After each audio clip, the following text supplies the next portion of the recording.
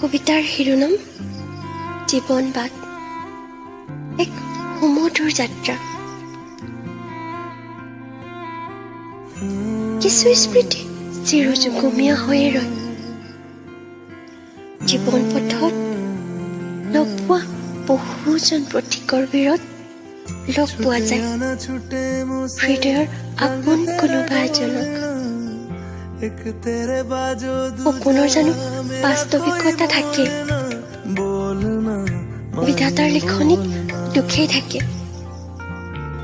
মনে বিচৰাজনক নিয়তিয়ে কেতিয়াও আপোন হ'বই নিদিয়ে,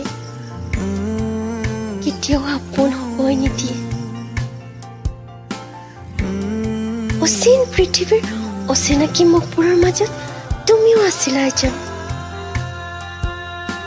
কেতিয়াবা যে মোৰ নিচেই আপোনজন হৈ পৰিবা, সেয়া মোৰ চিন্তাৰ পৰিধিৰ বহু আঁতৰত। হয়তো মোৰ জীৱন নাটখনত ভাও দিয়াৰ হেঁপাহ তোমাৰো আছিল। কলা ডাৱৰে আৱৰি ৰখা সপোন পৃথিৱীখনক ৰামধেনুৰ ৰং বোলাব তোমাৰো ইচ্ছা আছিল। কিন্তু সেয়া যে অসম্ভৱ।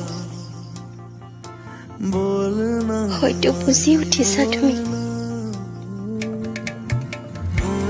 বিশেষ দেখোন তোমাক ক'বলৈ আৰু একোৱেই নাই মোৰ।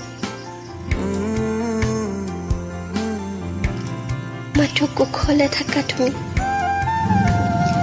তোমাৰ সপোনবোৰক পূৰ কৰাৰ অযুত হেঁপাহকণ মোহাৰি নেপেলাবা। শেষ অনুৰোধ তোমালে, মোৰ অনুপস্থিতিত মুখ সৰি কেতিয়াও চকুলো নুটুকিবা। মোৰ অনুপস্থিতিত মুখ সৰি কেতিয়াও চকুলো নুটুকিবা। मर के भी वाही तुझसे